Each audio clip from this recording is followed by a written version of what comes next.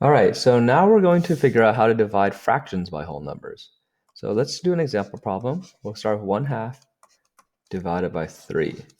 So what I want you to think is this question is asking, if you were to take 1/2 and split it into 3 groups, how much would be in each one of those 3 groups? So let's draw a model for this. First, we're going to start with our trusty rectangle. We're going to split it in 1/2. So right now, this still represents one whole. So what I'm going to do is I'm going to shade in 1/2. So now I have 1/2. Now I'm going to split this 1/2 into 3 groups because that's what that's what this division problem is asking me to do. And I'm going to split it vertically like this. So 1, 2. You'll notice I drew 2 lines to get 3 parts. I always draw one less than the number I'm looking for. So if I'm trying to make 3 parts, then I draw 2 lines. So you'll see I've got 1 part here, 2 parts, and 3 parts.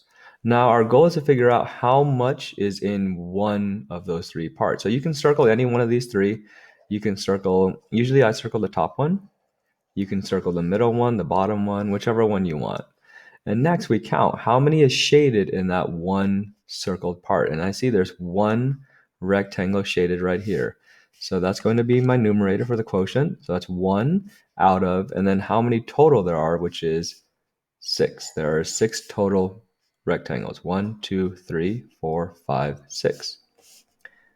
Let's try another problem. Let's try 2/3 divided by 4. So this is asking the same thing as before. It's asking, if I were to take 2/3 and split it into 4 equal groups, how much would be in just one of those 4 groups? So first, I'm going to model 2/3. Start with your rectangle, and I'm going to make thirds. So I need to draw 2 lines.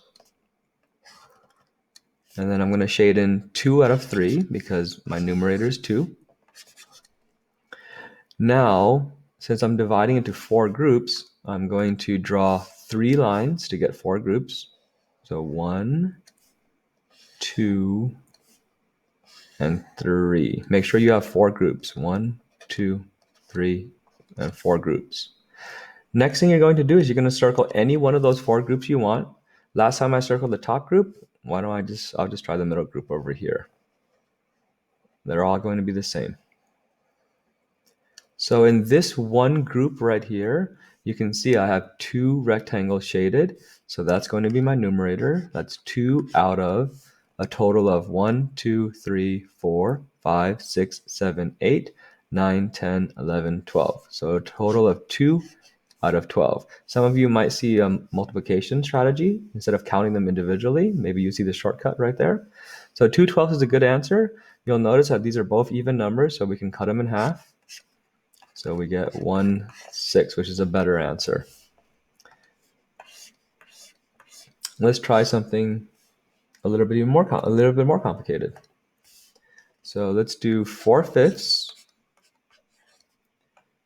divided by 4. The numbers are a little bit larger, but the steps are still the same. So first, I'm going to model 4/5. So to make fifths right here, I'm going to draw 4 lines. So 1, 2, 3, and 4. And I'm going to shade in 4 out of 5. So 1, 2, 3, 4.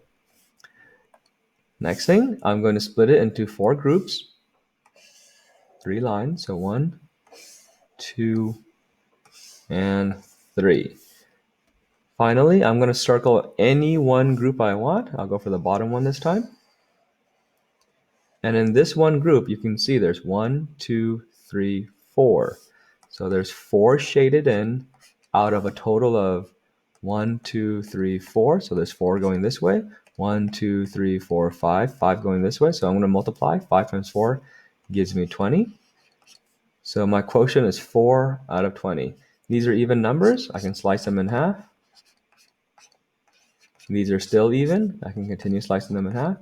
And 1/5 is the best answer. Any one of these 3 answers will be acceptable, but 1/5 is going to be the best answer.